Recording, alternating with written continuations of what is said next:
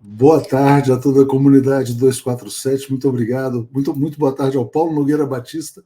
Estou sorrindo, estou feliz com a sua camisa aqui, Paulo. Boa Tudo tarde, bem? Léo. Boa tarde a todos que nos assistem, que nos acompanham. Eu estou com essa camisa, obviamente, em homenagem a Bia Souza, a Rebeca Andrade, ao time brasileiro feminino de futebol. As As, mulheres brasileiras, né? Estão as bombando, mulheres né? brasileiras arrebentando, né? Repare que Mas essa camisa não é aquela usada pelos coxinhas e pelos bolsonaristas, né? É não, outro não, estilo de camisa brasileira. o Paulo, nem estava combinado, nem estava na nossa pauta, né? Mas, obviamente, eu ia trazer o tema da Rebeca Andrade para a gente falar, que você sempre criticou o famoso complexo de vira-latas, né? Quer dizer, o Brasil não consegue, o Brasil não pode, o Brasil é isso, o Brasil é aquilo. E eu queria começar com essa foto aqui das americanas, né? Reverenciando a Rebeca Andrade. Essa foto realmente talvez seja a foto dos Jogos Olímpicos de 2024, Paulo. É isso mesmo. Eu fiquei até emocionado com ela, com a Bia Souza e também com a vitória brasileira sobre a França, de 1-0 das Com mulheres, que 16 minutos, 19 minutos de acréscimo. foi uma vergonha. Mas olha, foi emocionante e realmente nós temos motivos de sombra para estarmos contentes como brasileiros, né? E você acha que a partir dessas imagens, dessas conquistas, o brasileiro vai começar a aprender a admirar um pouquinho mais o país, Paulo? O Brasil sempre consegue se reerguer a partir do esporte, né? Com o futebol, nas épocas gloriosas da seleção masculina, com o Guga Kirten no tênis, e tantos outros atletas, o Ayrton Senna, né? Então o Brasil sempre encontra um apego ao país nisso. Já toca o hino nacional, a gente se emociona, né? Então eu estou esperando que sim. Tomara. E vou botar mais uma imagem aqui também, a fala da Simone Biles, né? Porque isso aqui também foi totalmente fora do protocolo, Paulo. Ela falou assim, olha, decidimos demonstrar o nosso respeito, né? Diz a Simone Biles sobre a reverência improvisada à Rebeca Andrade. Você acha que, olhando assim geopoliticamente para essa imagem, você consegue projetar um dia, não digo os Estados Unidos reverenciando o Brasil, mas tratando o país numa condição de mais igualdade? Acho que sim, né? Os americanos não gostam. Os americanos, Estado, né? Não gostam de tratar os outros países com equanimidade, né? Cansei de viver isso ao longo da vida, né? Mas a realidade está mudando. Eles já não têm mais condições de ditar regras, né? E vão ter que tratar, não digo de igual para igual, mas tem países menores, menos mais frágeis, mas terão que respeitar. Serão obrigados a respeitar. Se não fizerem isso, vão acelerar o próprio declínio. Exatamente. E, Paulo, também aqui, olha, queria, só para a gente fechar o comentário sobre o tema do esporte, colocando aqui a história da Rebeca, né? Quer dizer, falando um pouquinho sobre política pública, né? Bom, a mãe dela é uma empregada doméstica, criou sozinha, 7 filhos, é uma realidade muito comum no Brasil, né? Das mães solteiras, vamos dizer assim. E a Rebeca, ela entrou num programa política pública na cidade de Guarulhos, de fomento ao esporte, à ginástica, se tornou essa grande atleta, né? A gente vê hoje, em muitas cidades brasileiras, poucas crianças praticando esporte, poucos adolescentes. O que você acha que o Brasil deve fazer para se tornar, de fato, uma grande potência olímpica? Não só para ganhar medalha, mas para que as pessoas tenham uma vida mais socialmente saudável também, Paulo. Bem, Léo, eu não tenho condições de dar palpites sobre financiamento do esporte, que é uma área muito específica. Eu espero que a gente encontre caminhos para incentivar cada vez mais os talentos que surgem aí no país, em várias áreas do país, em várias classes sociais, né? E como a Rebeca, como a Bia, são pessoas que merecem apoio, né? Não sei que apoio elas tiveram de fato. Não sei se foi muito, talvez não tenha sido muito, provavelmente não foi muito, mas aí não sei dizer, né? A Rebeca está no Bolsa Atleta, né, naquele programa de apoio aos atletas olímpicos, mas na cidade de Guarulhos, especificamente, aí houve um programa de apoio à ginástica olímpica. Né? Agora, sobre a outra coisa que você mencionou, que as famílias no Brasil, como a da Rebeca, são lideradas por mães, às vezes com muitos filhos. É o caso do presidente Lula, não é? Caso também famoso, né? Por isso, viu, Léo, é que a Bolsa Família, criada no governo, no primeiro no Lula 1, tem como destinação a mãe, a não ser que o pai tenha a guarda judicial dos filhos, entende? É por isso, exatamente por essa característica da estrutura familiar brasileira. Você sabe que o Timor-Leste, por exemplo, para dar um exemplo entre milhares possíveis, o Timor-Leste, que era um país do meu grupo no FMI, por isso que eu conheço bem, fala português, fez um Bolsa Família copiado do brasileiro, que eles chamaram de Bolsa Mãe.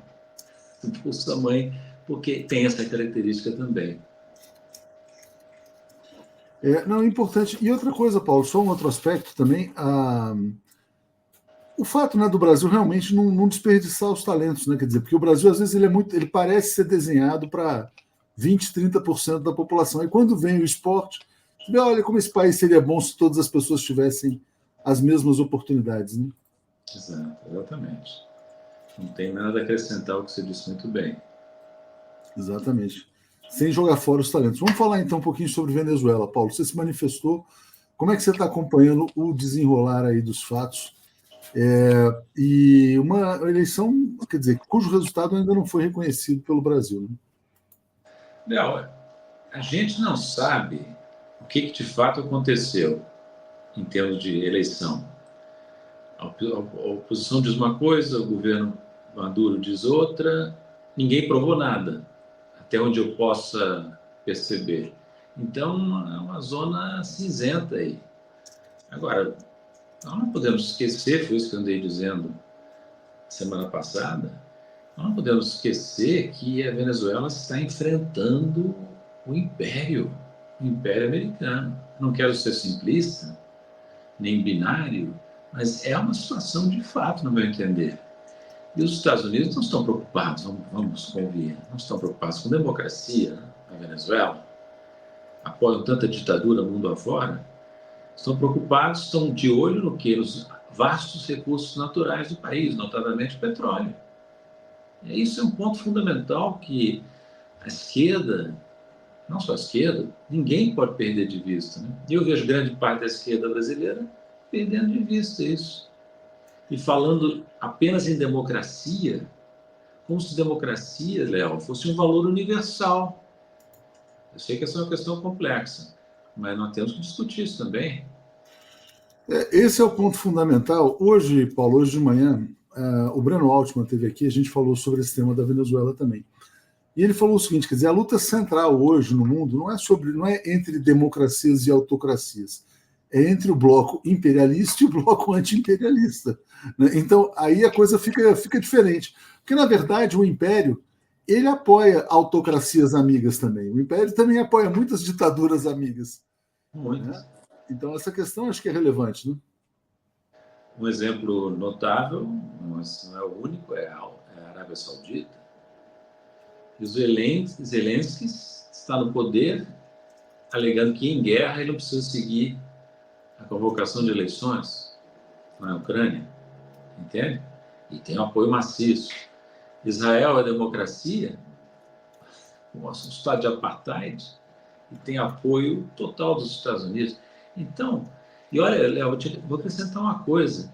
E o sistema eleitoral americano? E o sistema político americano? Eles têm condições de dar exemplo, de dar regras para o resto do mundo com o sistema que eles têm? Plutocrático, cheio de distorções, sujeito a fraudes. Então, é o famoso macaco olha o teu rabo, né? Porque não dá, assim não dá, né? E não dá para no Brasil ficar fazendo coro. Não digo o governo, não quero entrar assim, o governo tem suas razões, mas os que não estão no governo, por que vão ficar assim, hesitando em apoiar o Maduro, como fez o Boric no Chile, porque esse é governo, mas aqui no Brasil tem uma ampla parte da esquerda que está cheia de mimimi. Ah, não respeitaram a democracia, patati, patatá. Então, eu sei, volto a dizer, sei, Léo, que é uma questão complexa, eu estou aqui simplificando, mas, francamente, Vamos continuar desse jeito? Não, exatamente. E falando em Boric, né, o presidente Lula se encontrou hoje com o Gabriel Boric, certamente deve ter entrado no tema Venezuela, mas também discutiram uma questão muito interessante, que é uma parceria Brasil-Chile na área dos minerais estratégicos, né? Que é um tema que interessa muito ao Império, né? E também ao bloco anti-imperialista, né, Paulo? Exatamente. Por isso é que o acordo Mercosul-União Europeia, abro aqui um pequeno parênteses, é falho, porque entre os muitos outros problemas, ele não garante a posição brasileira em minerais críticos, vis-à-vis da União Europeia. Então é muito positivo. Eu não sei o que está acontecendo, realmente não tenho condições de comentar, mas é muito positivo que o Brasil discuta isso. Mas vamos convir, né? Esse Gabriel Boric é uma espécie de Tony Blair sul-americano, né? Não dá, não, realmente não dá. É isso. E, Paulo, tocando então ainda no tema da Venezuela, queria te perguntar o seguinte. Quando um ponto, né, quer dizer, independente, quer dizer, a gente não sabe o que aconteceu, quem ganhou, quem não ganhou, quantos votos cada um teve. Você avalia que ter a Venezuela fora desse bloco imperialista é positivo ou negativo para a América do Sul? Resistindo ao bloco imperialista, né? Claro. Exatamente, exatamente. Sem dúvida que é positivo, né? Para mim não há nenhuma dúvida sobre isso. Olha, eu não quero ser, de novo, não quero ser simplista, mas, Léo, a questão fundamental é a seguinte: qual é a posição geopolítica nessa questão? Onde é que se situa a questão da Venezuela na disputa geopolítica mundial? É por aí que nós temos que começar. E é por aí que não começam muitos na esquerda. Né?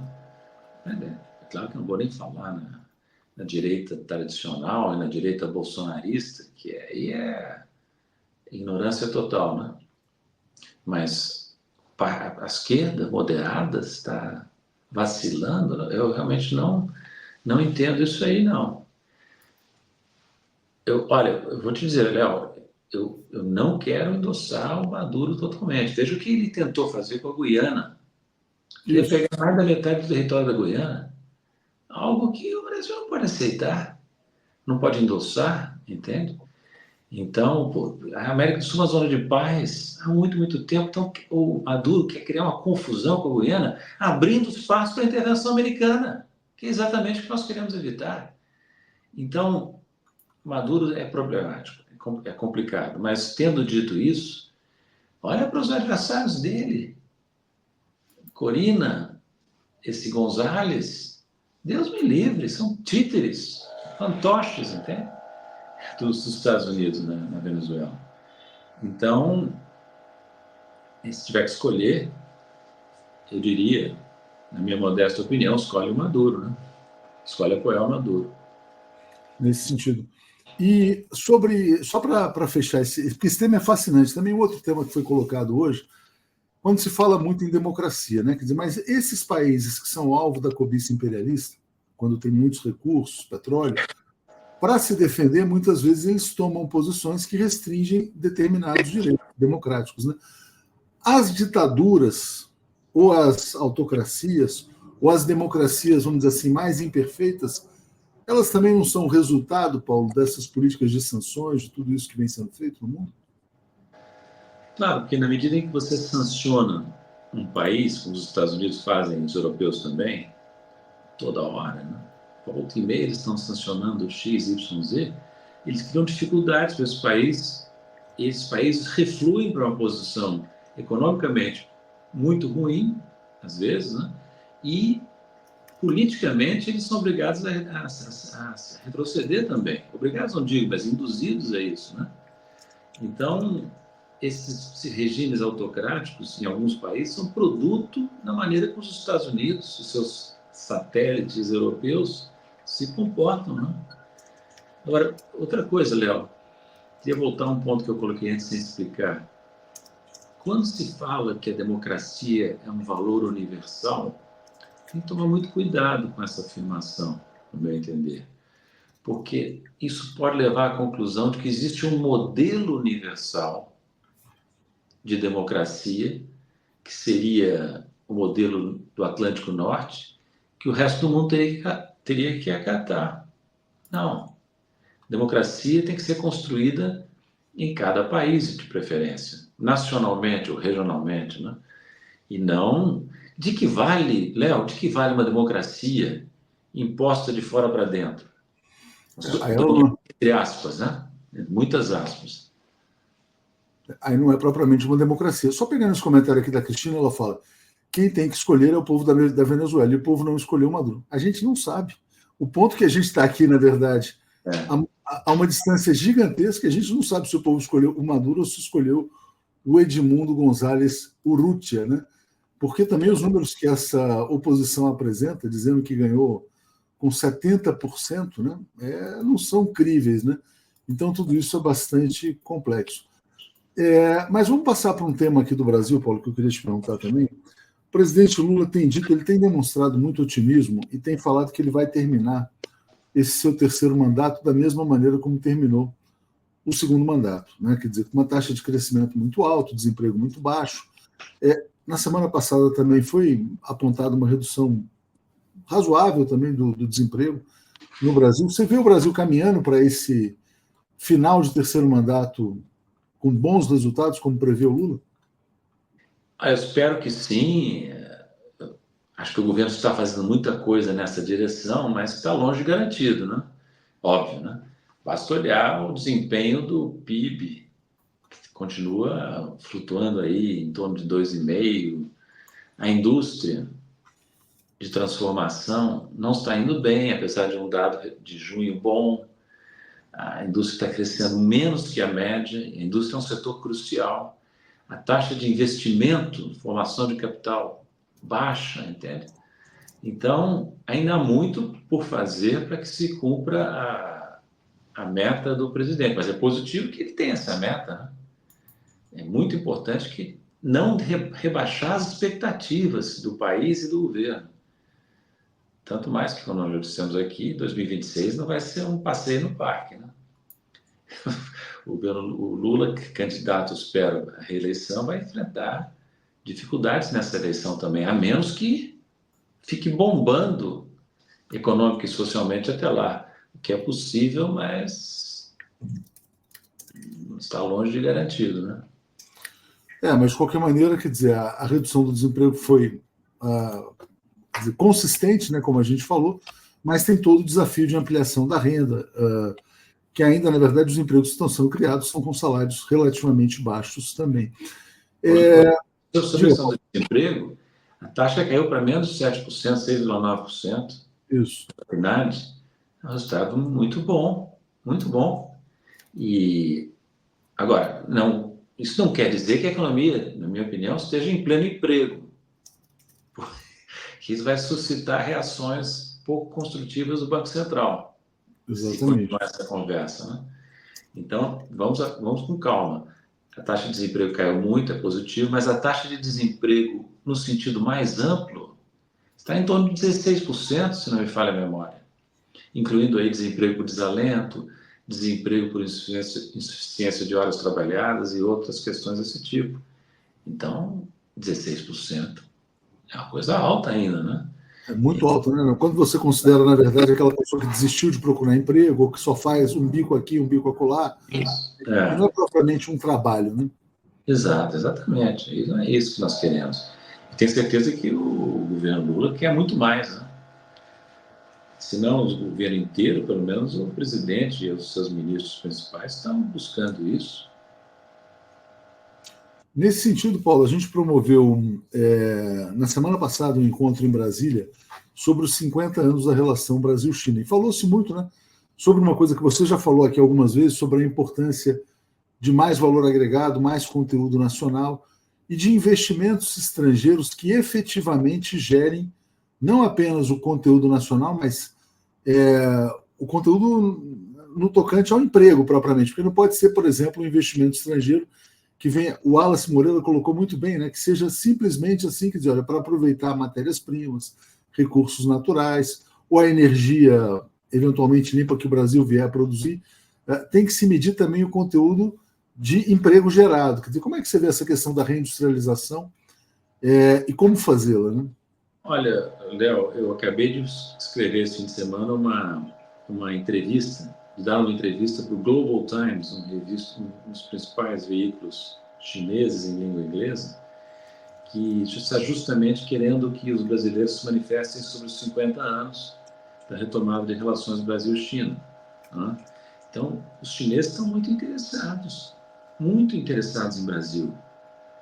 Volto a dizer, acho que eu já disse isso antes aqui, se um lado muito positivo para o Brasil da escalada de tensões entre China e Estados Unidos, provocada fundamentalmente pelos Estados Unidos, é que a China passa a precisar mais de nós, política e economicamente. Então, o Brasil terá de saber tirar partido disso, e aí é na direção que você está dizendo, Léo. Os chineses querem ter uma relação profícua conosco, não pode ser na base de troca de produtos primários com manufaturas chinesas, um padrão clássico, pré-industrial, não pode, né?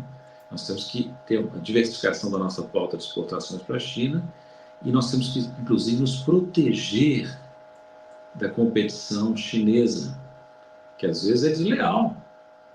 Então, no Brasil não pode ficar de peito aberto. Não me venham falar de livre comércio com a China, né? Já basta essa bomba desse acordo de livre comércio com a União Europeia, que espero que não saia. Não vamos agora inventar um com a China, né? Que a China é muito mais perigosa para a nossa indústria do que qualquer outro país, eu acho, sabe? No momento. Então, nós temos que buscar o quê? Que os chineses entendam, e eu acho que eles estão dispostos, na minha, visto assim à distância, estão dispostos a isso, não é? Eles sabem que o Brasil quer investimentos, como você disse, investimentos novos, não aquisição de capacidade existente, não é? Geração de emprego, transferência de tecnologia para o Brasil, centros de decisão nacionais aqui no Brasil, também compartilhados que sejam. Então, quando os chineses propõem, você sabe que eles estão propondo que o Brasil assine formalmente a entrada... A Rota da Seda, né? Não é isso? Tudo bem, mas em que condições o Brasil vai fazer essa negociação? Quais são os termos do memorando de entendimentos que será negociado e assinado? Parece que a ideia é assinar, né, quando o Xi Jinping vier aqui para uma reunião de Estado à margem da cúpula do G20, né? Então vamos construtivamente, respeitando, é claro, o outro lado, estabelecer os pontos que interessam ao Brasil. Você tem uma posição mais cautelosa, né, Paulo? Só assinar se efetivamente houver transferência de tecnologia, de investimento, enfim, algo que seja benéfico aí, claramente para o país, né? Eu entendi bem essa posição do presidente Lula, que me parece correta, pelo que eu andei lendo. Não tem por que aderir a um pacote pronto. Né? Chega, né? O Brasil está cansado ao longo da sua história de aderir a coisas prontas no exterior. Vamos agora mudar o nosso foco e fazer isso com a China. Né? Já fazíamos isso com os americanos, ainda fazemos com os europeus. Agora temos que ter uma relação diferente com a China. E eu acho, de novo, acho que a China vai estar disposta a considerar isso. Não esquece, Léo, que a China é esse gigante, maior economia do mundo, mas em termos per capita, não é muito maior do que o Brasil em termos de paridade de poder de compra, apesar de todo o crescimento das décadas recentes. Então, é um país mais parecido conosco, né? Em termos de nível de desenvolvimento. Né? Nesse sentido, é mais parecido, nesse sentido apenas. Né? Porque culturalmente, em termos de civilização, é muito, muito diferente. Mas em termos de nível de desenvolvimento econômico, é um nível semelhante ao nosso. Então é mais fácil o diálogo, acho eu, com esses países do que com esses arrogantes, ricos, super ricos, europeus e americanos, né? que não estão ainda dispostos a um diálogo igualitário conosco. Né? Aparentemente, quer dizer, é um caminho de uma relação de maior igualdade, como a gente falava no começo. Mas é preciso extrair os melhores benefícios aí. Paulo, deixa eu entrar num outro tema que eu queria também abordar com você, que é o tema do Banco Central. Está tramitando aí com uma velocidade meio suspeita ou extremamente rápida o projeto da PEC 65, que confere ao Banco Central não é autonomia, é uma independência total. Transforma o Banco Central numa espécie de empresa, podendo, inclusive, contratar pessoas de mercado, super salários. Daqui a pouco, inclusive, vai vir aqui o presidente do Sinal, que é o Sindicato dos Funcionários do Banco Central, que também é contrário a essa proposta. Como é que você vê essa super autonomia proposta pelo Roberto Campos Neto? Eu estive recentemente, acho que foi em maio, né, numa audiência no Senado, audiência pública convocada pelo relator da PEC 65, e eles fizeram um debate muito balanceado, viu, Léo? É raro isso no Brasil, inclusive, né? Vários adversários da PEC, vários defensores, e eu estava, claro, entre os adversários, né? Porque isso é uma aberração, vai aprofundar os problemas que já existem, criados pela Lei de Autonomia do Banco Central, aprovada no governo Bolsonaro em 2021. Por quê? Porque constitucionaliza aspectos que essa lei de 2021 já garante, leva para o nível constitucional e ainda acrescenta novas formas de autonomia. Autonomia financeira, gerencial, né? É uma coisa... E cria uma coisa estranhíssima, uma empresa pública de direito privado encarregada de executar atividades centrais do Estado. É um negócio assim inacreditável. Não vamos esquecer que o Banco Central não só conduz a política monetária, que é o mais famoso, né? Taxa de juros de curto prazo, mas gera as reservas internacionais, que não são do Banco Central. Ele é só depositário das reservas. Ele regula o sistema financeiro, supervisiona o sistema financeiro. Então, como é que pode querer que uma entidade com essas atribuições vire uma entidade pública de direito privado, separada do governo praticamente de forma total? Você sabe se isso existe em algum lugar, Paulo? Os defensores ficam dizendo que são as melhores práticas internacionais. Eu não tenho nenhum conhecimento de que isso exista. Para mim, Banco Central é coisa pública, né? Quer dizer, eu sempre imaginei que fosse, pelo menos. Né? Pode ser que exista, mas cabe a eles que estão defendendo mostrar que exista. Né? Eu não conheço. Ô Paulo, e você avalia que isso facilita, então, facilitaria uma captura ainda maior do Banco Central pela Faria Lima? Sem dúvida, né, Léo? Porque você vai ter aí o Banco Central já... É preciso entender o seguinte, a ligação do Banco Central com o governo eleito no Brasil sempre foi um contraponto à influência da Faria Lima, do mercado financeiro, das instituições financeiras. Esse contraponto já foi fragilizado pela Lei de Autonomia de 2021. Essa PEC acaba de fragilizar a ingerência do Estado, do governo eleito, vamos esquecer disso, sobre uma tecnocracia ligada ao mercado financeiro, sem nenhuma regra decente que permita uma independência do Banco Central em relação ao sistema financeiro. Então, pelo amor de Deus, né? Não é possível isso. E eles falam até, Paulo, em algumas coisas assim, quer dizer, em conferir poder de polícia ao Banco Central, taxas de arrecadação, quer dizer, o Banco Central viraria uma espécie de cobrador, uma Receita Federal, viraria Polícia Federal, Receita Federal, tudo ao mesmo tempo, enfim. E tem problemas assim, as carreiras, como é que ficam as carreiras do Banco Central? São seletistas, né? São funcionários públicos com estabilidade, desculpa.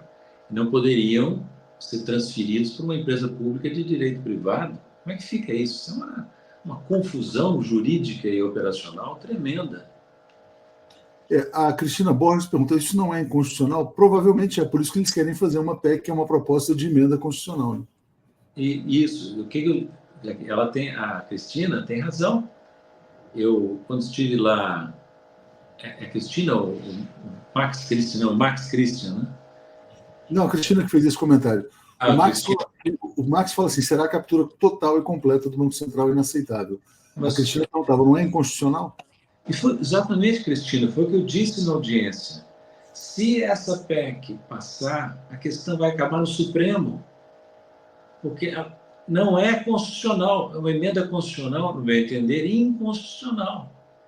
Então, pelo amor de Deus, por que nós estamos perdendo tempo com isso? Isso só vai criar problemas para o país, né? E Lavinha que fala, absurdo entregar o controlador emissor de moedas do Brasil para os banqueiros. Paulo, aí tem uma outra questão que a gente entra, que é a seguinte, quer dizer, o Banco Central, o Banco Central já tem a famosa porta giratória, né? Os diretores, presidentes saem do Banco Central e vão trabalhar na Faria Lima.